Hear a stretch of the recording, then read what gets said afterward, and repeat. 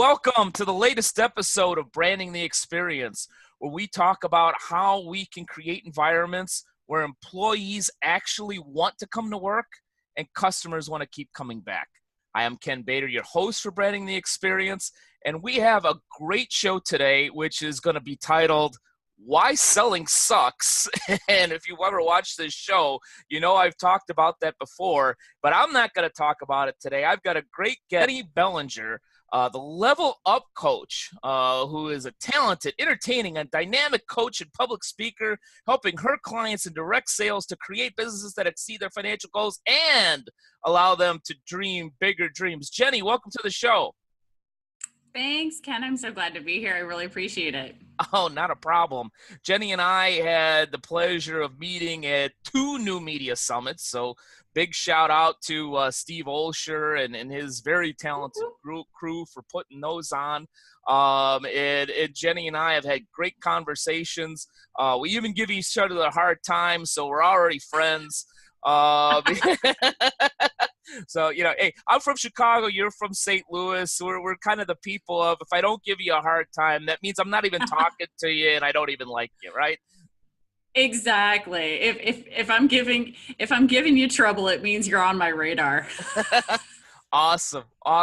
So, the first question I have for you before we even get into one of your main topics of why selling sucks is you're listed as Jennie Bellinger CPC. What's a CPC?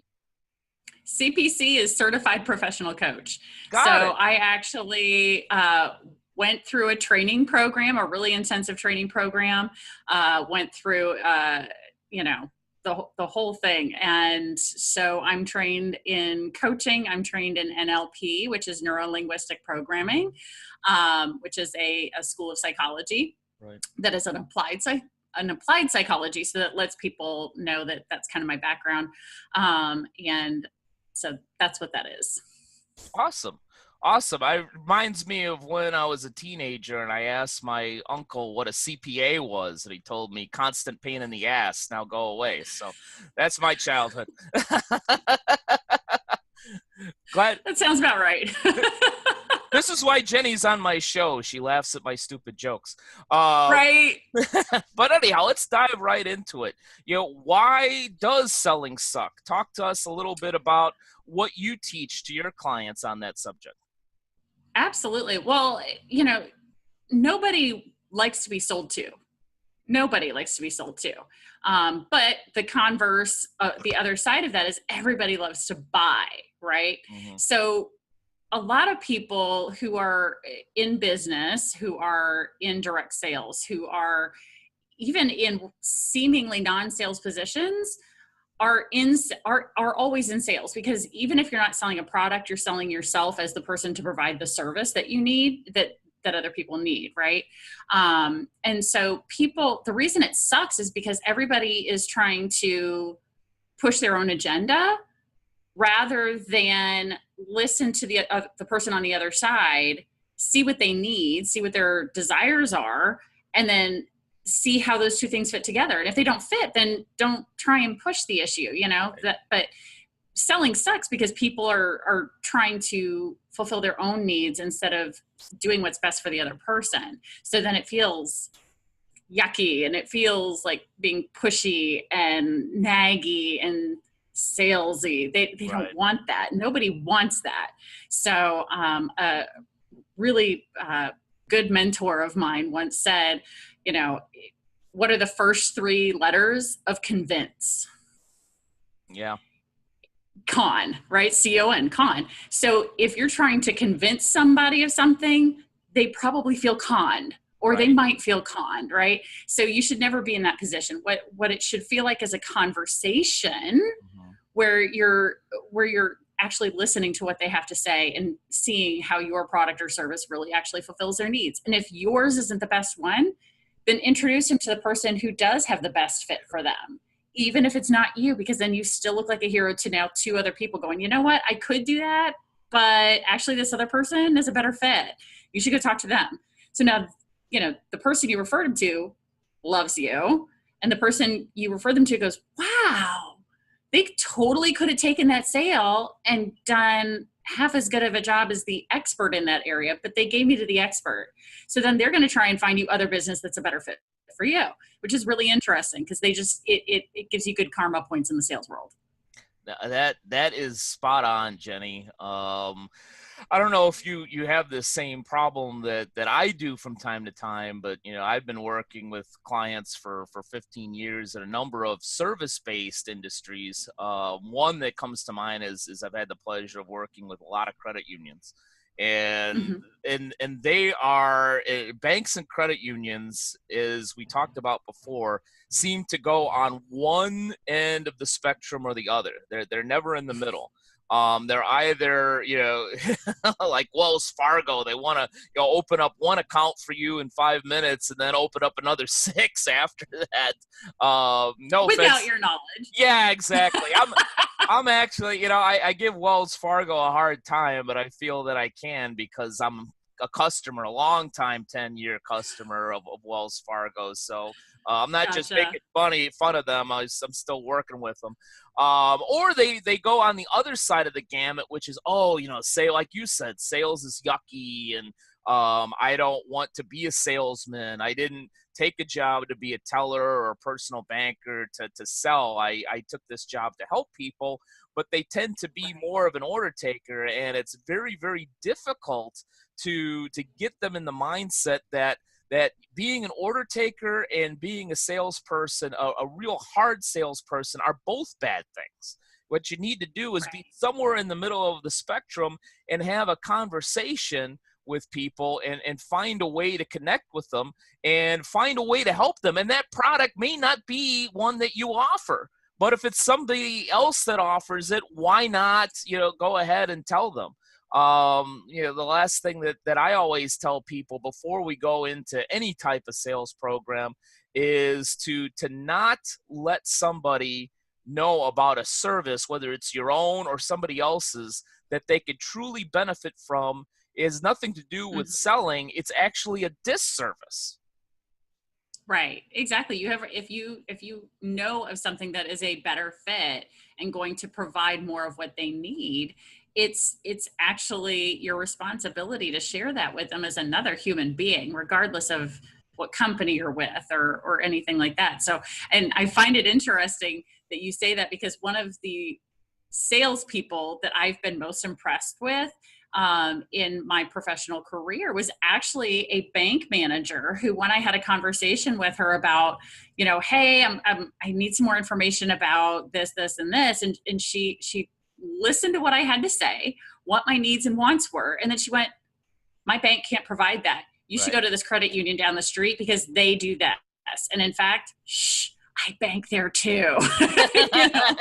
She wasn't getting paid to do it. She wanted to do what was best for me. And what it ended up doing, because that was one of the first things that made me have an aha moment about the sales process, was then what I wanted to do is go, well, if I'm not a great fit for her, okay, tell me who is a good fit for your bank then. So let me know who I can send your way when I hear somebody say, what should I listen for? X, Y, or Z.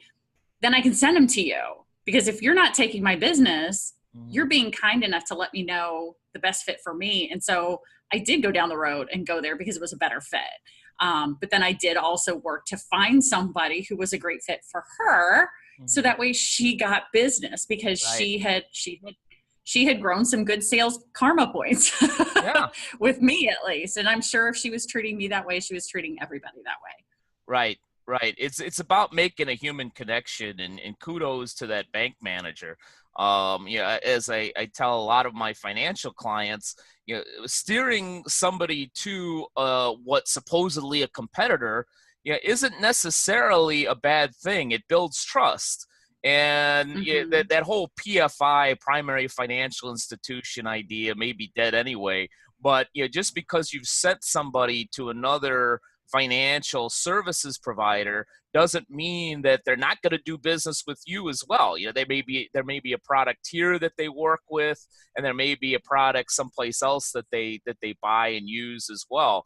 I've actually encouraged one of my clients, which happens to be in the financial industry and does a lot of auto loans. I suggested to them, do a brand campaign, this is called branding the experience, so we'll talk about branding Right. for one Branding, second. sure. From a branding standpoint, I told them, put out the message that one of the things that you do best, which they truly do, is give advice on auto loans. And that even after the fact, if they're kind of, if they come in and they're kind of a little bit shy about saying, hey, yeah, I did the auto loan at the car dealership, say, great, you got the car you want, you got the loan you want. If you want to talk about it and we'll go over the details with you, we'll tell you whether it's a good deal or not. If you got a deal in the mail, come, we'll talk about it. If it's a good deal and it's better than we can offer, we'll tell you right up front. Yeah. And that builds trust. It really does. And I think, brand wise, when it comes to that, is if you're going to be really smart about your brand, you also want to know as much as you can about your biggest competitors. Be familiar with what they do best and how do they do it. So that way, not to say that you want to try and compete with them in that arena, but to go, you know what? That's not our wheelhouse, So again, so you had a credit union that was great at auto loans. So then when they're talking to somebody who says, well, we really had a great experience with the auto loan with you, can you do our home loan? Well, maybe they might be better, Right. That would be a really smart thing for them to do, to say, look, we want to take care of you. And if taking care of you means sending you over there because they have a better product when it comes to mortgages, then yeah, absolutely send them over there. Be familiar with what your competitors are doing. Because when I was in network marketing, had my own jewelry business, I went out and became friends with, on purpose, people in other jewelry companies, because they had different styles, they had different colors, they had different pieces that my company just didn't have. So when my customers came to me and said, hey, I'm looking for this particular thing because this is the outfit that I bought, so I want this thing that looks like this, I would go try and pull some of my company's stuff and say, do any of these work? And if they said no, then I would contact my friends and in these other companies and say, hey, I've got a customer who's looking for this. We don't have anything that looks like that. What do you guys have? And so they'd all send me pictures, and then I'd send them off, and then the customer would go, wait, that's not your logo. I know, but you came to me for fashion help, so I'm going to take care of you. I've got friends at other companies, and I'm going to not only provide you and say, well, this is what you have to pick from. You have to buy from me. Right. Well, then they kept coming back to me time after time, every time. And so they'd be like, well, this time I went and picked my jewelry from your catalog, and then I went shopping for my outfit because you helped me with the last one. Like it built that sales karma, which was something that was great for me. But I went out and was willing to take care of my customers in such a way that they came back all the time to me. Hey, I'm going to a wedding, a graduation, a family reunion, a da da da da da da da. And it was just, I had raving fans in my jewelry business. So, and I'm now working to do that with my coaching as well. In fact, I just had a really interesting conversation with another network marketing coach yesterday and found out that she does something that I don't do. So if I have somebody who comes to me and says, hey, I need this, I have two choices. I can go, yeah, you want to be my guinea pig while I figure out my process? Or I can say, I'm not the coach for you. I don't do that, but I know this gal who does, and she's really good at it, and she's been doing it for a number of years, and these are the teams she's helped grow in such a way, and this is how she does it. Is that what you're looking for? Because I could try and half-ass it and guinea pig them, but I'm not that kind of person, and I don't want to do that. I want to make sure that the person who's coming to me for whatever gets what they want, even if it's not for me. No, so go ahead. I'm a big Zig Ziglar fan. Help enough other people get what they want, and I'll get what I want, and I'm cool with that. No, that's awesome, and it's a great story, especially the I'm going to da da da da da. I hear that all the time, Right? I know. Da, da, da, da, da. Yeah. blah, blah, blah, yada, yada, yada, the Jerry Seinfeld thing. Right. Yeah, and I always have that same problem. I can't find the right earrings and necklace that go with my outfit or my hairstyle. It's a tough Right. one for me. So You need a tiara. That's what you yeah, need. yeah, Really bring attention to the shiny cue ball look, yeah, to the follically challenged area that I got going on here. Hey, bald is beautiful. Let me tell you, man, it's great. Be and proud, love it. I am, and it's a lot easier too. My wife loves it, and that's all that really matters. There you go. But yeah, as we've talked before, you're really a direct sales expert. And I've had not only on the show and clients, but I've had people watch this show that are in direct sales. For instance, one of my former clients is a massage therapist that also offered doTERRA essential oils. One of my clients did LifeWave. And there's Shockley and Proactive, and there's all types of direct selling relationships out there that you can have that either can be your main hustle or your side hustle, depending on your business. Talk to me a little bit about how first tell me about your success in direct sales, and then how you help direct sales professionals today. Sure. Well, I actually started my professional career as a middle school science teacher. A number of years ago, taught for years, loved it. And when I got pregnant with my oldest child, decided that I was not ready and willing to let somebody else raise my child. That's not why I had kids. Yeah. So I took a couple of years off. And during that time, I got introduced to a direct sales company. I was with Park Lane Jewelry. I started with them in 2010. And from 2010 to 2017, I actually, between 2010 and 2012, so in 2 years, I worked myself halfway up their ladder and decided, okay, this is as far as I'm ready and willing to go with my business, because I had 2 young kids at home by that point in time. And so I knew what it was going to take to get to the next level, and I wasn't ready and willing to do what it would take to do that, because I didn't want to take away from my kids. So I maintained my business at that level for a number of years. During that time, I was internationally recognized at the company for group sales and group sponsoring, so group growth during a particular time period. Have the trophies to show it. I'll send you pictures so you can put them in the show notes, right? No problem. We can do that. Yeah, exactly, right? You're like, oh, I get pictures in my show notes. Yay. We could add anything. We could add anything. Oh, yeah, exactly. So, and during that time, I earned 9 different trips with the company. I earned the car bonus. Nice. I had a team that actually worked. They loved me. They were loyal. They did what they wanted to with their business, because I got really good at coaching them, because I was utilizing my skills that I learned as a teacher. Because again, when you're teaching, kids have to be there, right? Sure. But they don't have to learn. So how do you motivate kids who don't necessarily want to? Because I was working with middle schoolers, remember? Middle school, 6th, 7th, and 8th grade kids who— You're a better person than I am.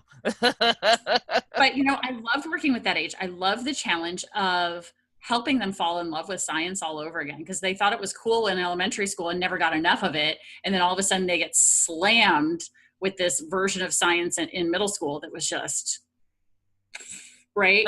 They didn't have the background for it, because the elementary schools at the time just weren't— science wasn't the focus. It was all reading and math, right. Right? So I was taking those skills that I had utilized as a teacher in motivating kids, motivating people to do the things that I wanted them to do that was in their best interest. So how do you do that? So it was taking those skills that I learned as a teacher and now going, okay, how do I utilize this in my business with my team? Because again, when you have a direct sales team, they are all a volunteer army. Yep. They don't have to be there. They choose to be there because they want the business, because they want the money, because they want the trips, because they want whatever their motivation is. So I figured out how to have that conversation with them to say, why are you doing this? what motivates you, who motivates you, what, where is all this coming from? So it wasn't just a single prong approach. It was, so what are your goals? What are you willing to do to reach your goals? How do you want me to hold you accountable? All these things that coaches do, And so I would have those conversations with my team members one-on-one. And so that way I could go back to them and say, hey, remember how you said you wanted to earn that free trip this year? Well, we're 2 months away from the qualifying period. Here's how far, and I could actually show them, here's where you are in process of earning it. Here's what you need to do. Here's what you need to do in order to earn it. Mm-hmm. What are you willing to do? And because going based on what they're willing to do is going to help you actually be able to turn that into them doing it or not. Because if they're not willing to do what it takes, then they're not going to earn it. So, all right. So that goal wasn't a driver. Yeah, you're exactly. That goal was not a driver. So so I was in business for 7 years. Absolutely loved it. Was really great at helping motivate, train. I really became known as a great trainer in my company, to the point where there were leaders who were in other parts of the country who found out that I was good at training X, Y, or Z. And so they would call me up and say, hey, we have a team training next Monday night. Will you jump on a webinar and train my team on that thing you do? Okay. So I train teams. So I live in St. Louis, as you mentioned before. I train teams in New York, Florida, Texas, California, Iowa, Kansas City. I mean, just thank goodness for technology. So I was training people in New England, for God's sake. I mean, I was all over the country training people, because I became known as a great trainer, a great motivator, that people at the end of it were like, oh my gosh, I want to do what she just did. And then they'd go out and do it. And their leaders were like, I said the same thing last week. But I've been hearing that from you for 6 months. Hearing it from Jennie was different.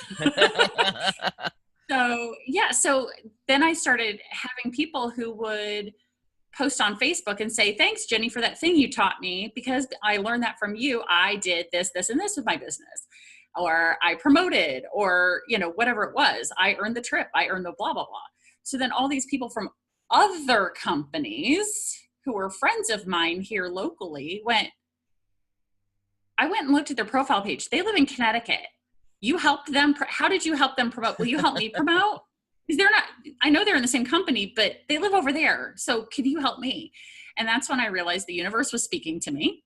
Mm-hmm. In fact, by that point, it was screaming at me that I really needed to get into this coaching thing, because I had noticed that in that 7 years, I was seeing people come and go in the business. And sometimes in a matter of weeks, not even months, weeks, they would come in, they'd have a great start, and then they'd fall off the face of the earth. Yep. And which is unfortunately very common in network marketing. And so I sat there and was trying to figure out what's different. What is it that I do? What is it that I'm doing with my team that is different, that's effective, that's working, that other people aren't getting, that they don't understand? And I wanted to reach more than just the people in my company. I could have stayed with my jewelry company for as long as I wanted. I was doing very well. I was making great money. But I wanted to reach more people. I wanted to be able to help more people be successful. And so I went and got certified as a coach and launched my business, and have now it's really taken off into this really great thing where I've got, I'm really just launched a new service that is really starting to reach a large number of people and is continuing to grow. So I'm really excited about that. Awesome. So, my goal is to reach 100,000 people, help 100,000 network marketers be more successful than they were before they met me. Nice. Tell us about that new service. So the new service is called Badass Direct Sales Mastery. It is I know, you're like, wait a minute. This is a PG rated show, Jennie, but we'll leave badass. Okay. Well, then if it makes you feel better, I'll call it by its acronym, which is BDSM. So that's even you're like, better. Oh, right. Just got it. Right. So it's a fun take because I went out and looked at all the different coaching programs that are out there for network marketers, and they all look the same. Right. The only difference is she blonde? Is she redheaded? Is she brunette? But they're all teaching and talking about the same thing. I wanted someone, and they were all very sweet and wonderful. They are great educators and they have great content. But I have way more personality than that, and I was kind of bored and wanted something that would be more fun. So I have branded myself as the direct sales Dom.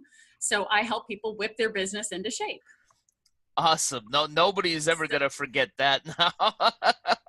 Right? Exactly. So what I'm doing is it's an online subscription based community that allows people in direct sales for a really, really low rate. I mean, $10 a month to get coaching support from a direct sales coach who's got, basically the business equivalent. Like if in direct sales years, I've got like 49 years of experience, right? So, that's 150 in dog years or something. Right, that's what I'm saying. Like I was in for 7 years. So in traditional business years, that's like being in for 49, right? Yeah. So I've got the direct sales experience. I know how to be successful. I know how to motivate, inspire, support, and create accountability for people to be successful in direct sales. But I knew that coaching people individually or even coaching people in small groups, I wasn't going to be able to reach the number of people that I wanted to reach in order to help them be successful, or at least more successful than they were currently being. Every network marketer starts their business with some dream, some goal, whatever that is. It could be something as simple as, I just want to have my car payment covered. Whether that's $175, $300, whatever that is, they want that extra room in their budget to not have to worry about that anymore. Other people get into network marketing going, I want to be one of the 1%ers who makes $1 million or more a year. Okay, well, I can help you with that too. So it's just a matter of taking you from where you are now and being very strategic. So my BDSM group is about creating a supportive community of people who are there to help each other be successful. So when they say, hey, I just ran into this obstacle, or I got this objection from a client or a hostess or whatever, how do you guys handle that? So then they're going to have not just me, right, but 50 or 100 or 500 people responding, giving them, hey, I had that same problem and I tried this and it worked great. I had that same problem, tried this, it sucked, don't do that.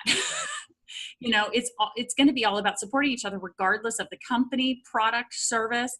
It's a supportive community, but then we have this fun theme of BDSM. So I actually just did a Facebook Live in the group last week about discipline.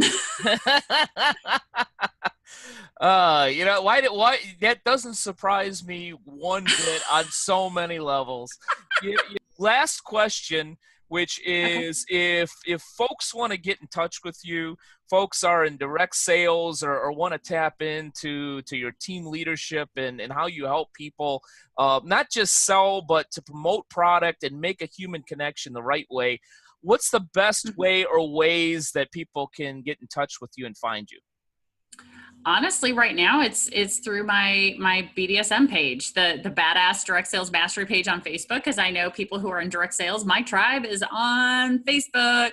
So if you go to Facebook and just type in Badass, all one word, Direct Sales Mastery, you'll see a page and a group. Go to the page and you can learn all about it. You can contact me directly through there, and I'm happy to have the conversation. And if people want, what I'm going to do for people who are fans of your show is if they contact me, I will get them into the community for $1 for their first month. So that way they can try it out, see if it's something that provides value. And if they don't get $1 worth of value in their first month, they can unsubscribe, disappear, no harm, no foul. I'm totally cool with it because I realize my tribe is going to totally love this whole thing and they're getting value. In fact, people are telling me they're getting value in the first day. They go and they start watching the videos and they're like, oh my gosh, I'm just taking notes like crazy. So yeah, go to Badass Direct Sales Mastery on Facebook and that's where you can find me, the Direct Sales Dom. Awesome. Well, if you're a current badass or you want to be a badass, you check out Jennie's program on Facebook. Yeah, I've known her for a year now. She's awesome and does a great job. And I know that anybody watching this show has definitely gotten multiple dollars in value. So thank you, Jennie, for being on the show. I appreciate it a ton. Great content. Oh. Thank you so much. I'm so happy to provide value for more people. Like I said, I'm trying to reach 100,000. So let's hope this reaches quite a few for that. Well, let's hope this helps. And to all of you watching the show, thank you for being with us and learning about why selling sucks and how to do it right. And here's to you branding the experience at a very high level in your unique business. Take care.